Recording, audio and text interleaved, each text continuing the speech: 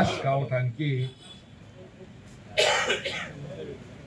నైతికంగా ఆయనని బాధ్యత వహించాలి.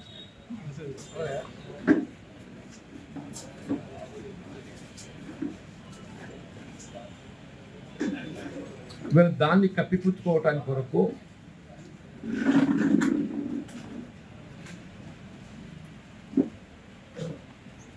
వారు ఆనాడు ముఖ్యమంత్రిగా నిర్వర్తించలేని బాధ్యతలు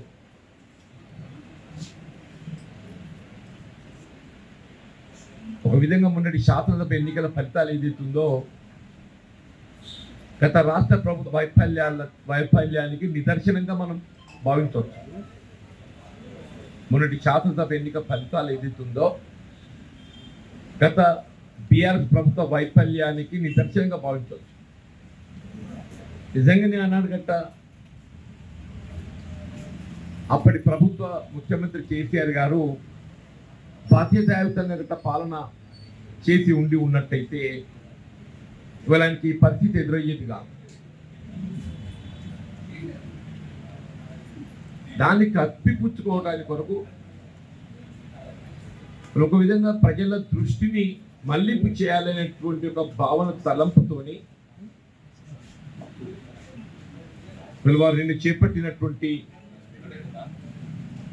పంట నష్టపోయిన పంట పరిశీలన అని చెప్పి ఏదైతే యాత్ర చేపట్టిందో నాకు ఒక విధంగా ఆశ్చర్యం కలుగుతుందని చెప్పి అంటున్నాను. అలా నిజంగానే ఎక్కడైనా పంట నష్టం పోవడం జరుగుతుందని చెప్పి అంటే దానికి రెండు కారణాలు. ఒకటి ప్రధానంగా గత ప్రభుత్వ వైఫల్యం.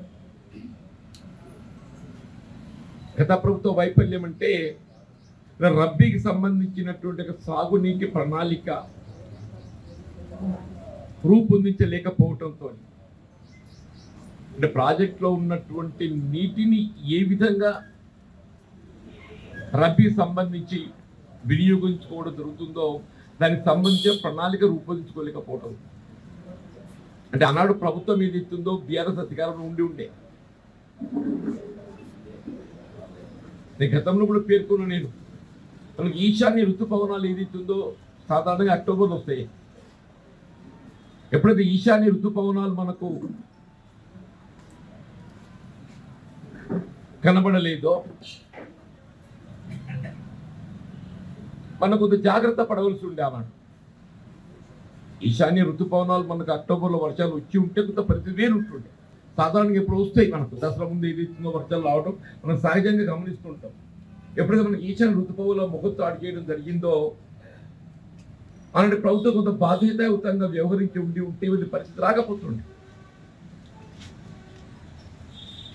నేను గతంలో కూడా పేర్కొన్న శ్రీరామ్ సాగర్ ప్రాజెక్టు ఉన్నటువంటి నీటిని ఏ విధంగా రబ్బీకి మనం వినియోగించుకోవడం జరుగుతుంది, ఒక ప్రణాళిక రూపొందించుకొని ఉంటే బాగుంటుంది. వారు ఆనాడు ఏదైతుందో ఏ విధమైనటువంటి ఆలోచన చేయకుండా ఆనాడు ఎల్లంపల్లికి వెళ్ళి ఏదైతుందో మిడ్మాదరికి నీటిని తరలించే అవకాశం ఉండే.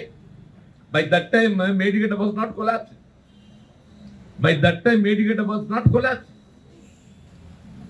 ఆనాడు ఆయనకు మేడిగడ్డ నుండి అన్నారమే కానీ అన్నారం నుండి సుందిల్లే కానీ సుందిల్లకి వెళ్ళి ఎల్లంపల్లి కానీ ఎల్లంపల్లి నుండి మిడిమానేరుకు నీటిని తరలించుకునే అవకాశం ఉండే. తరలించకుండా మిడిమానేరుకి ఏదైతున్నదో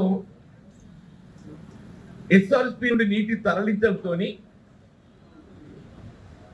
మనకి ఎస్ఆర్ఎస్పీలో దాదాపు 10-12 టీఎంసీ కొరత ఏర్పడ్డది.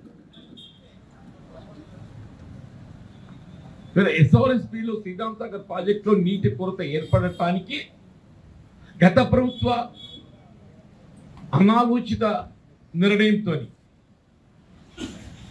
ఏదైతే ఎల్లంపల్లికి వెళ్ళి నీటిని తరలింపు చేసే అవకాశం ఉండగా కూడా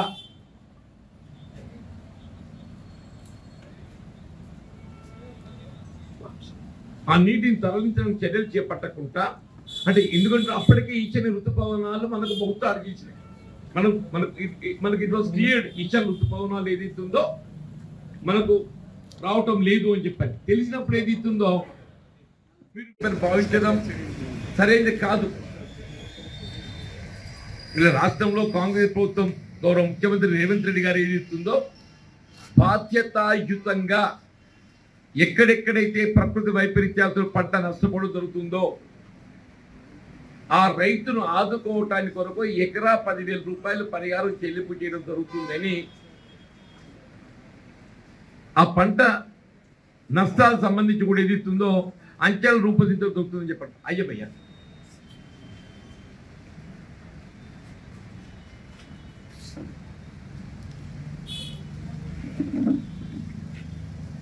కేసీఆర్ గారు ఆనాడు ముఖ్యమంత్రిగా ఏదైతుందో ఆయన బాధ్యత నిర్వర్తించకుండా 10 ఏళ్ల కాలం ఎక్కడైనా ఏ పంట నష్టపోయినా అటు ప్రకృతి వైపరీత్యాలే కానీ లేక చీడ పురుగుతోనే కానీ పంట నష్టపోతే 10 సంవత్సరాలు నిన్నడైనా నువ్వు రైతులు ఆదుకోవాలనేటువంటి ఆలోచన కలిగినదే. పంటల బీమా పథకం లేదు. ఏమైంది రుణమాఫీ? పురినాయన్న నువ్వేం చేసినావు 5 ఏళ్ళు? ఇవాళ ఈ ప్రభుత్వం ఏదైతే రైతుకు అండగా నిలబడుతుందని చెప్పి అంటున్నా. ఈ ప్రభుత్వం రైతుకు అండగా నిలబడుతుందని చెప్పి అంటున్నా.